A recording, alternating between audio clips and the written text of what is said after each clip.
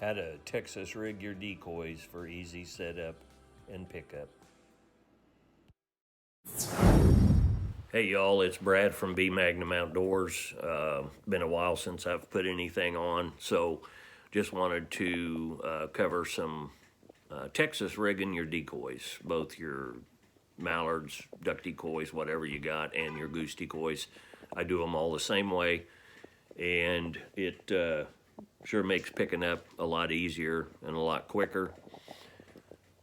So I'm going to try to demonstrate for you how I do it and a few things that I kind of do different that I've learned by trial and error to get the lines to stay on the decoys well and what have you.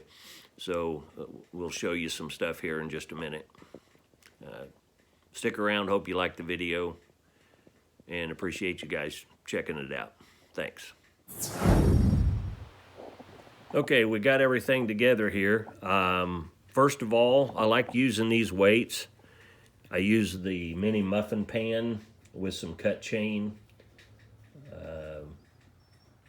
Use two pieces, 2 links and a chain. Melt lead down in a mini muffin pan and have one link down in the lead and the other one up. It gives you a good smooth surface that you can use to put your line around. Next thing I use is, this is 400-pound monofilament, nylon monofilament fishing line that I ordered from a sporting goods place online. And I also get the Pro Tackle 2.3 millimeter decoy line sleeves. They're a lock and sleeve for 3 and 450-pound test line, and they look like this. They are 2 channels to run your line through, and then you can use a simple set of wire cutters that have some crimp stuff on them, and carabiners. Find some type of heavy-duty carabiner, and you can use those to carry your decoys out for your Texas rigs. So that's pretty much all you're going to need right there. Let's get some decoys. These happen to be a set of G&H decoys that I was lucky enough to win off of a contest to go along with the many others I have. And here's one done. That's the final product. I have the weight connected to it, a very low, very tight crimp. Once you go through the weight, and then with the decoy, so your line slips through, I do a triple loop on the line and then slide it through a little bit and crimp it so it won't slide through, and that makes a quick and easy Texas rig. So here we go. I'll try to demonstrate one for you. Okay, to get started, I cut off a piece probably 4 to 5 foot long, and slide one of the decoy line sleeves over it. I will run it through the loop on the weight and then run that in back through a little bit. I only get about ½ inch, 3/4 inch out, and then pull it down tight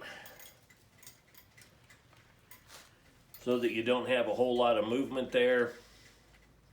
Then I'll take my crimper and I will crimp both ends pretty hard. And then I take the squared off piece to really crimp down both ends of each of the 2 channels through the crimps, and you end up with that. Then I like to take, just for extra security, bend the line over so that the short piece is out, and I will melt that with a lighter to get it to swell. Push it out, and that guarantees that it's not going to slip back through. So once you get that part done, then grab one of your decoys, and I will slide the line through the decoy, give myself some slack, slide it through one channel of the crimp. And what I have found is to take this line,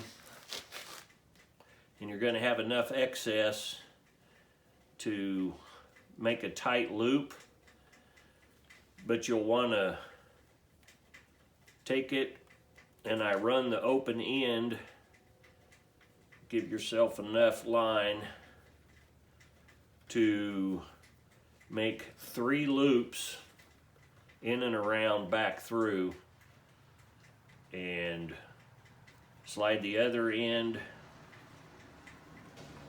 through the channel, which sometimes can be kind of hard. And let me crimp that off of there to get a smoother tip on it. Just nip the tip off a little bit if it doesn't want to go back through.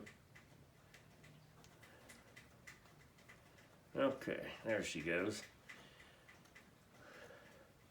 Once you get that little piece through there, take your longer piece and start pulling tight to get your loop as small as possible, leaving enough room to get the carabiner clip through it. Once I get the size of the loop I like, come in and do the same thing. Flatten those ends out, and then I take the squared flat piece and hit each of the ends of the lines.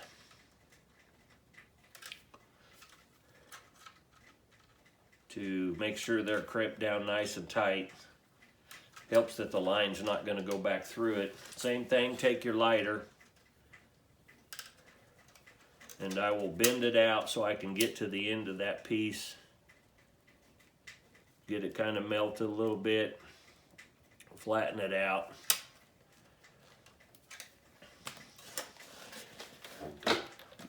That loop will now not allow the decoy line to come through. So you can throw your decoys out when you pick them up with a Texas rig. And it's easy when you go to pick your decoys up, because you can take one of the carabiners in your hand. You can walk up to a dozen of your decoys. Just run the line on there like that. Take another decoy, run the line on there. You can do a whole dozen decoys. One carabiner, even with gloves on, you can get your hand around it. And you can carry a dozen at a time. When I get to the water, I'll just open this up, dump them all off, spread them out like I want, and it will increase the speed of what you can put your decoys out and pick them up. That's a simple way to do it. Every decoys that I have now are all Texas rigged, both my goose decoys and my duck decoys on the floaters, and it sure speeds up the process. You can ask questions below if you'd like, and I'll try to get to you, get an answer to you, but it's a simple process. Just purchase all the stuff you need, have it ready.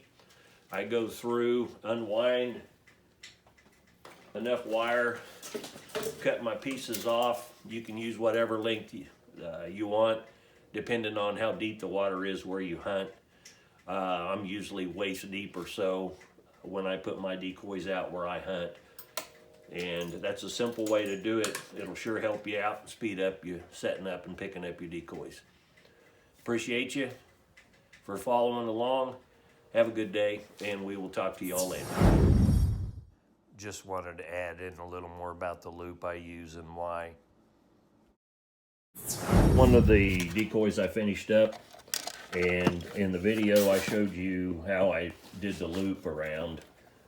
It's not so much on the duck decoys, but it is on my goose decoys that I've had a few just with a single loop through and crimping things down, that if they're heavy enough, which my goose decoys and weights are, because I use a regular size muffin pan lead weight, sometimes it will pull this through and start making your loop smaller. So I have found, and the reason I showed you on the previous video, that I actually loop the line through 3 times. It locks it down, tightens it down, and since I've done that, I have not had any of these loops pull through and get a little tighter. So it might help with a tighter crimp, but I just found that this is easier than having things pull through. Like I say, the ducks are not heavy enough with these smaller mini muffin pan weights that I use. These are definitely heavy enough to hold in high wind and waves for your ducks as you set them out and pick them up. The goose decoys use a regular size muffin pan lead weight, which is a lot heavier, and I've had a few of those when I had the single loop on the loop here that I crimp. I've had some of the line start to kind of pull through a little bit, so this has helped me guarantee that the loop's not going to get smaller. So hope you enjoyed the video. I just wanted to add that in there on why I did the triple loop, where some or a lot of guys probably don't. But take care, guys. Appreciate you. Check in again. I'll try to get some more videos on here. Thanks.